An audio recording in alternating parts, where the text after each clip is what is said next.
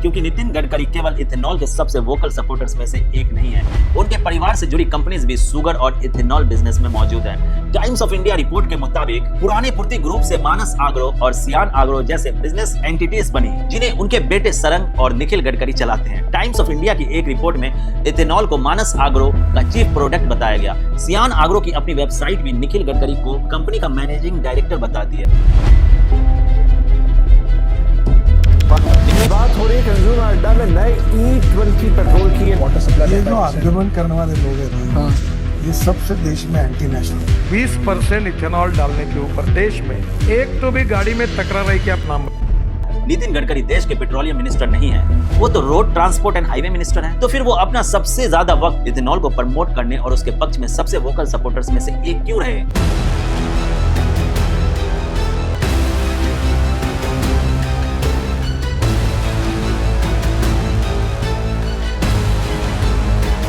सरकार का कहना है कि E20 से माइलेज कम हो सकती है, लेकिन इंजन डैमेज का कोई प्रूफ नहीं। तो फिर आम आदमी किस पर भरोसा करे? ओनर्स मैनुअल पर या बाद में जारी किए गए एक्सप्लेनेशन पर? अगर E20 फ्यूल से आम जनता खुश नहीं है, तो सरकार इस फैसले पर इतनी अड़ी क्यों है? E20 आखिर क्यों? E20 पर सरकार पीछे नहीं हटेगी। अब पूरे देश में यही पेट्रोल क्यों?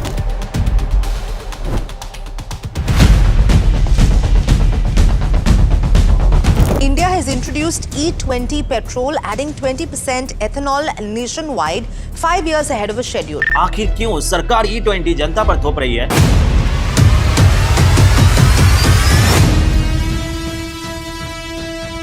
E20 पर बढ़ते सवाल, लेकिन सरकार का दावा 23 करोड़ व्हीकल्स में कोई बड़ा नुकसान नहीं। समस्या तो है, पर सरकार समस्या मानने से इनकार कर रही है। आज भारत में बिकने वाला हर लीटर पेट्रोल सिर्फ पेट्रोल नहीं रहा, उसका 20% पार्ट एक ऐसा फैसला बन गया है जिसे जनता से पूछ कर नहीं लिया गया, बल्कि जनता पर जबरदस्ती थोप दिया गया है। गन्ने से, मक्के से, बचे हुए अनाज से बना इथेनॉल, जिसे सरकार कहती है एक सक्सेस स्टोरी, एक ऐसा टारगेट जो 5 साल पहले ही अचीव कर लिया गया। पर क्या यह सच में सक्सेस का इवोल्यूशन है या एक एक्सपेरिमेंट जिसे सक्सेस स्टोरी बोलकर मासूम जनता पर प्रयोग किया जा रहा है? क्योंकि बंद कमरों के दावों से अलग जमीनी हकीकत कुछ और ही कहती है। Renowned consumer platform local circles के एक नेशन वाइड सर्वे के मुताबिक भारत के 301 डिस्ट्रिक्ट के 50,000 से ज्यादा पेट्रोल व्हीकल ओनर में से लगभग हर दूसरा व्हीकल ओनर मानता है कि E20 लागू होने के बाद उसकी गाड़ी का माइलेज बुरी तरह गिर चुका है। इतना ही नहीं, इसी लोकल सर्कल्स रिपोर्ट का ये चौंकाने वाला आंकड़ा देखिए, लगभग 50% यानी 1 in 2 व्हीकल ओनर्स ने माइलेज कम होने की बात कही। वहीं 66% 2022 या उससे पहले खरीदे गए पेट्रोल व्हीकल के ओनर्स ने 10% से अधिक माइलेज लॉस की शिकायत की। और यह सिर्फ जनता का रोना नहीं है, खुद सरकार की अपनी संस्था नीति आयोग की official road map for ethanol blending report के मुताबिक अगर आपकी गाड़ी इस नए फ्यूल के हिसाब से नहीं बनी है तो उसका माइलेज सीधा 6% तक गिर जाएगा और इंजन के पार्ट्स खराब होने का खतरा अलग से बढ़ेगा। पुणे के प्रमोद जोशी ने अपनी वेंटो कार का लाइव माइलेज वीडियो पोस्ट करते हुए दिखाया, 6 महीने से जो गाड़ी 8 किलोमीटर पर लीटर चल रही थी, E20 भरवाने के सिर्फ 1 हफ्ते बाद 6.3 किलोमीटर पर लीटर पर आ गई। लेकिन यहीं से शुरू होता है सबसे बड़ा सवाल, आखिर सरकार पेट्रोल में इथेनॉल मिला ही क्यों रही है? क्या इसके पीछे कोई बड़ा साइंटिफिक रीजन है या फिर हम सब एक बड़े एक्सपेरिमेंट का हिस्सा बन गए हैं? इस सवाल का जवाब समझने से पहले हम ये समझते हैं कि इथेनॉल आखिर में है क्या। इथेनॉल एक तरह का अल्कोहल होता है। इसे शुगर और स्टार्च से भरपूर क्रॉप्स जैसे शुगर केन, कॉर्न और दूसरे एग्रीकल्चरल फीड स्टॉक को फर्मेंटेशन प्रोसेस से बनाकर फिर डिस्टिलेशन के जरिए शुद्ध किया जाता है। अब सवाल यह है, अगर इथेनॉल एक अल्कोहल है तो क्या हम अपनी गाड़ी में शराब डाल रहे हैं? जवाब है हाँ, लेकिन पीने वाला नहीं। फ्यूल के लिए इस्तेमाल होने वाले इथेनॉल को फ्यूल ग्रेड इथेनॉल बनाया जाता है और फिर उसे डीनेचर किया जाता है ताकि कोई इंसान उसे पी न सके। इसके बाद इसे तय परसेंटेज में पेट्रोल के साथ ब्लेंड करके E20 फ्यूल तैयार किया जाता है। अब सवाल आता है कि इस मिलावट से फायदा क्या है? क्या सच में इससे हमारा पर्यावरण बच रहा है? अगर हम सरकार की सबसे बड़ी थिंक टैंक संस्था नीति आयोग की ऑफिशियल रिपोर्ट देखें तो कहानी का एक बिल्कुल अलग पहलू सामने आता है। रिपोर्ट के मुताबिक शुगर केन बेस्ड इथेनॉल को पेट्रोल में मिलाने से उसके पूरे लाइफ साइकिल में लगभग 65% तक ग्रीन हाउस गैस इमिशन हो सकती है। यानी सरकार का दावा है कि इससे कार्बन इमिशंस कम होंगी और एनवायरनमेंट को फायदा मिलेगा। लेकिन क्या सरकार सिर्फ पॉल्यूशन कम करने के लिए इतनी बड़ी पॉलिसी लेकर आई है या इसके पीछे छुपी है अरबों डॉलर्स की एक ऐसी मजबूरी जिसके बारे में ज्यादातर लोग जानते ही नहीं? जवाब छुपा है भारत के क्रूड ऑयल ट्रैप में। क्या आपको पता है भारत अपनी जरूरत का लगभग 85% क्रूड ऑयल विदेशों से इंपोर्ट करता है और जैसे ही दुनिया में कोई वार, जियोपॉलिटिकल टेंशन या ऑयल सप्लाई क्राइसिस आता है, क्रूड ऑयल की कीमतें उछल जाती है। इसका सीधा असर भारत की इकोनॉमी, फ्यूल प्राइसेस और इंपोर्ट बिल पर पड़ता है।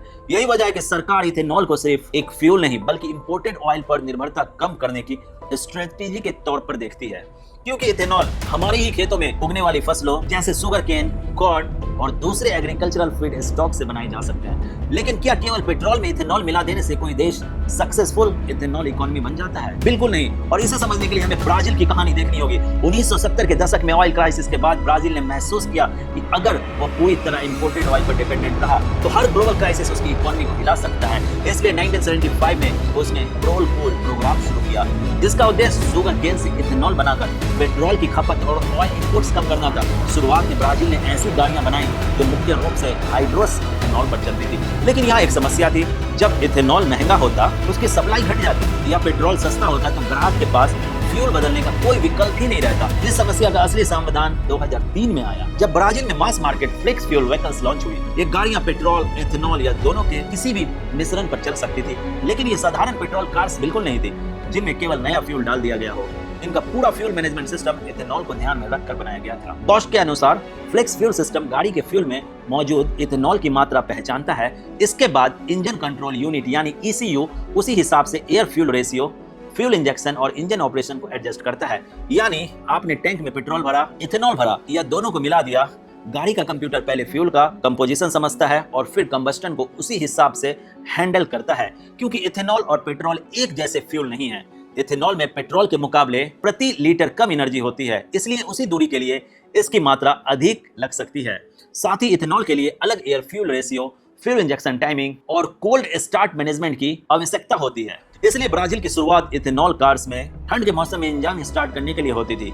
एक छोटा अलग पेट्रोल टैंक भी लगाया जाता था। बाद की फ्लेक्स टेक्नोलॉजी में बेहतर इंजन मैनेजमेंट और हीटिंग सिस्टम के कारण इसकी जरूरत धीरे धीरे समाप्त कर दी गई। वो एक पूरा इकोसिस्टम बना, sugar cane production, ethanol refineries, fuel distribution, dedicated pumps, flex fuel engine और सबसे महत्वपूर्ण कंज्यूमर चॉइस। इसी मॉडल से ब्राजील ने इंपोर्टेड फ्यूल पर अपनी निर्भरता घटाई और इथेनॉल को अपनी एनर्जी सिक्योरिटी का मजबूत हिस्सा बना लिया। लेकिन अगर इथेनॉल इतना सफल है तो भारत में E20 को लेकर इतना विवाद और क्लैश क्यों हो रहा है? क्या समस्या इथेनॉल में है या उसे लागू करने के तरीके में? यहीं से कहानी काफी दिलचस्प हो जाती है। साल 2003 में भारत ने पेट्रोल में सिर्फ 5% इथेनॉल ब्लेंडिंग का लक्ष्य रखा था, लेकिन 2014 तक यह आंकड़ा करीब 1.5% पहुंच पाया। फिर सरकार ने बड़ा फैसला लिया, 20% ब्लेंडिंग का टारगेट 2030 के लिए तय था, उसे घटाकर 2025 कर दिया गया और आखिरकार 1 अप्रैल 2025 तक देश भर में E20 पेट्रोल उपलब्ध कराने का लक्ष्य हासिल कर लिया गया। सरकार ने इसे एक बड़ी उपलब्धि बताया, लेकिन इसी के साथ माइलेज, इंजन, कॉम्पेटिबिलिटी और कंज्यूमर कंसर्न्स पर सवाल भी तेज हो गए। तो सवाल सिर्फ इतना है, क्या ये जल्दी देश के लिए वरदान साबित हुई या फिर करोड़ों व्हीकल ओनर्स के लिए नई परेशानी बन गई? क्यों अचानक लोगों की गाड़ियां बीच सड़क पर दम तोड़ने लगती है? यहीं से शुरू होती है सबसे दिलचस्प कहानी, इथेनॉल की एक ऐसी प्रॉपर्टी जिसे विज्ञान में हाइग्रोस्कोपिक नेचर कहा जाता है। यानी इथेनॉल हवा से मॉइस्चर अपनी तरफ खींच सकता है और अगर फ्यूल में पानी एक तय सीमा से ज्यादा पहुंच जाए तो E20 दो हिस्सों में बढ़ सकती है। इसे कहते हैं फेज सेपरेशन। ऊपर रह जाता है पेट्रोल और नीचे बैठ जाती है वाटर और इथेनॉल की लेयर। यही वजह है कि लंबे समय तक एक्स्ट्रा मॉइस्चर, कोरोसिन का खतरा बढ़ सकता है और यही कोरोसिन समय के साथ फ्यूल सिस्टम के कुछ पार्ट्स जैसे फ्यूल लाइन, सील्स और फिल्टर्स को प्रभावित कर सकता है, खासकर उन गाड़ियों में जो E20 के लिए डिजाइन ही नहीं की गई थी। यही वजह है कि ऑटो कंपनीज ने 2023 के आसपास E20 कॉम्पेटिबल व्हीकल्स लॉन्च करना शुरू किया। लेकिन सवाल अब भी वही है, 2023 से पहले खरीदी गई करोड़ों गाड़ियों का क्या वो इस बदलाव के लिए सच में तैयार थी या उन्हें एक ऐसे एक्सपेरिमेंट का हिस्सा बना दिया गया जिसके लिए उनका इंजन बना ही नहीं था? हिंडवाई की अपनी ओनर मैनुअल में चेतावनी दी गई थी कि 10% से ज्यादा इथेनॉल वाले फ्यूल से होने वाला डैमेज वारंटी के दायरे में नहीं आ सकता। लेकिन अब सवाल यह है, अगर पहले यही कंपनी E10 से ऊपर के फ्यूल को लेकर वार्निंग दे रही थी तो आज वही कंपनी कैसे कह रही है कि पुराने व्हीकल्स भी E20 पर सुरक्षित है? आखिर बदला क्या? और सिर्फ यही नहीं, सरकार का कहना है कि E20 से माइलेज कम हो सकती है, लेकिन इंजन डैमेज का कोई प्रूफ नहीं। तो फिर आम आदमी किस पर भरोसा करे, ओनर्स मैनुअल पर या बाद में जारी किए गए एक्सप्लेनेशन पर? अगर E20 फ्यूल से आम जनता खुश नहीं है तो सरकार इस फैसले पर इतनी अड़ी क्यों है? आखिर किसके दबाव में 2030 का टारगेट 5 साल पहले यानी 2025 में ही पूरा कर दिया गया? इस जल्दबाजी के पीछे का असली मास्टरमाइंड कौन है? इस मैटर को थोड़ी और गहराई के साथ समझते हैं। भारत में इथेनॉल ब्लेंडिंग की शुरुआत 2014 में नहीं हुई थी। सरकारी रिकॉर्ड्स के अकॉर्डिंग इसका पायलट प्रोग्राम साल 2001 में शुरू हुआ और जनवरी 2000 2013 में तत्कालीन यूपीए सरकार ने 5% ब्लेंडिंग का पॉलिसी फ्रेमवर्क नोटिफाई किया, लेकिन 2014 के बाद इस प्रोग्राम की स्पीड तेज हो गई। सरकारी आंकड़ों के अनुसार 2013 से 14 के बीच में ब्लेंडिंग करीब 1.5% थी, जो 2022 में 10% हो गई और 2025 से 26 में 20% तक पहुंच गई। तो सवाल ब्लेंडिंग की शुरुआत का है ही नहीं, सवाल ये है इस पॉलिसी को इतनी तेजी से आगे बढ़ाने वालों और इससे फाइनेंशियल प्रॉफिट पाने वाले बिजनेसमैन के बीच क्या कोई पॉसिबल कनेक्शन था या नहीं। क्योंकि नितिन गडकरी केवल इथेनॉल के सबसे वोकल सपोर्टर्स में से एक नहीं है, उनके परिवार से जुड़ी कंपनीज भी शुगर और इथेनॉल बिजनेस में मौजूद है। टाइम्स ऑफ इंडिया रिपोर्ट के मुताबिक पुराने पूर्ति ग्रुप से मानस आग्रो और सियान आग्रो जैसे बिजनेस एंटिटीज बनी, जिन्हें उनके बेटे सरंग और निखिल गडकरी चलाते हैं। टाइम्स ऑफ इंडिया की एक रिपोर्ट में इथेनॉल को मानस आग्रो का चीफ प्रोडक्ट बताया गया। सियान आग्रो की अपनी वेबसाइट भी निखिल गडकरी को कंपनी का मैनेजिंग डायरेक्टर बता दी है। अब जरा नजर शेयर मार्केट पर डालते हैं। इकोनॉमिक टाइम्स के अकॉर्डिंग शेयर प्राइस का 1400% बढ़ना सिर्फ पिछले एक साल में क्या अपने आप में सबूत है? इसीलिए सवाल ये नहीं होना चाहिए घोटाला साबित हो गया, सवाल ये होना चाहिए जब एक केंद्रीय मंत्री किसी इंडस्ट्री को लगातार प्रमोट करता है और उसी इंडस्ट्री में उसके परिवार के कॉमर्शियल इंटरेस्ट भी मौजूद हों, तो क्या सरकार को पूरा डिस्क्लोजर और इंडिपेंडेंट जांच नहीं करानी चाहिए? इन आरोपों पर नितिन गडकरी का जवाब भी सामने आया। उन्होंने कहा कि बेटों का बिजनेस स्वतंत्र है, उस पर उनका कोई प्रभाव नहीं है और इथेनॉल उनके बिजनेस का छोटा सा हिस्सा है। तो अब फैसला दर्शकों को करना है, क्या ये सिर्फ एक कोइंसिडेंस है या ये वैलिड बिजनेस ग्रोथ है, या फिर पब्लिक पॉलिसी और प्राइवेट इंटरेस्ट के बीच ऐसी नजदीकी है जिसकी ट्रांसपेरेंट जांच होनी चाहिए। यानी जहां एक तरफ आम आदमी की गाड़ी का माइलेज गिर रहा था, उसकी जेब खाली हो रही थी, वहीं दूसरी तरफ एक मंत्री के बेटों की कंपनी 5 गुना रफ्तार से नोट छाप रही थी। पर यहाँ एक सबसे बुनियादी सवाल खड़ा होता है, नितिन गडकरी देश के पेट्रोलियम मिनिस्टर नहीं है, वो तो road transport and highway minister हैं। तो फिर वो अपना सबसे ज्यादा वक्त इथेनॉल को प्रमोट करने और उसके पक्ष में सबसे वोकल सपोर्टर्स में से एक क्यों रहे? दिलचस्प बात यह है कि हाल ही में एक इंटरव्यू में जब रिपोर्टर ने कहा कि E20 आने के बाद उसकी कार का माइलेज 11 किलोमीटर पर लीटर से घटकर लगभग 7 किलोमीटर पर लीटर रह गया, तो नितिन गडकरी ने सबसे पहले पूछा, आपने माइलेज कैसे चेक किया? जब रिपोर्टर ने कहा कि उसने अपनी कार के डैशबोर्ड और सामान्य तरीके से माइलेज देखा है, तो गडकरी साहब का जवाब बिल्कुल यूनिक था। आप और मैं माइलेज चेक नहीं कर सकते, कार का माइलेज सिर्फ कंपनी के ऑथराइज्ड डीलर की मशीन से ही सही तरीके से चेक किया जा सकता है। लेकिन यही एक और सवाल खड़ा हो जाता है, अगर आम आदमी अपनी ही गाड़ी का माइलेज बिल्कुल नहीं नाप सकता, तो फिर बरसों से लॉग फुल टैंक मेथड और डैशबोर्ड एवरेज के आधार पर अपनी फ्यूल एफिशिएंसी का अंदाजा कैसे लगाते आए हैं? और अगर यही तरीका पहले सही माना जाता था, तो E20 लागू होने के बाद अचानक ये तरीका गलत कैसे हो गया?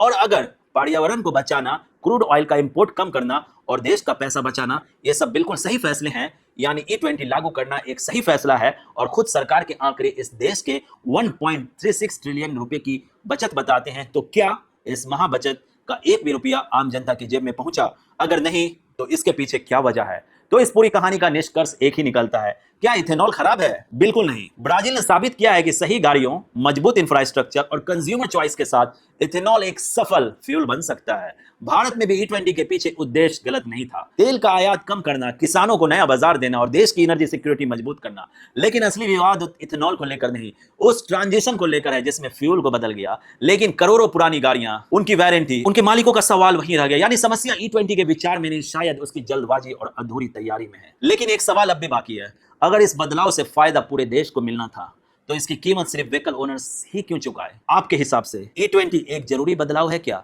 या अधूरी तैयारी वाला प्रयोग, या इस कहानी में अभी कुछ और भी छुपा है? कमेंट में अपनी राय और अपनी गाड़ी का अनुभव जरूर बताइए, क्योंकि असली तस्वीर सरकारी आंकड़ों से नहीं, लाखों ड्राइवर्स के अनुभवों से सामने आएगी। वीडियो को लाइक और शेयर जरूर कीजिए, ताकि ये सवाल सिर्फ एक स्क्रीन तक सीमित न रहे। हर कहानी के 2 पहलू होते हैं। हमारा काम फैसला सुनाना बिल्कुल नहीं है, बल्कि आपको वो फैक्ट्स दिखाना है जो अक्सर सुर्खियों के पीछे छिप जाते हैं। अगर आपको लगता है ऐसे मुद्दे पर सवाल पूछना चाहिए, तो इस वीडियो को ज्यादा से ज्यादा लोगों तक पहुंचाइए। मैं हूं बिलाल और आप देख रहे थे बिलाल बियॉन्ड, जहां हम खबरों के पीछे छिपी पूरी कहानी तलाशते हैं। जय हिंद।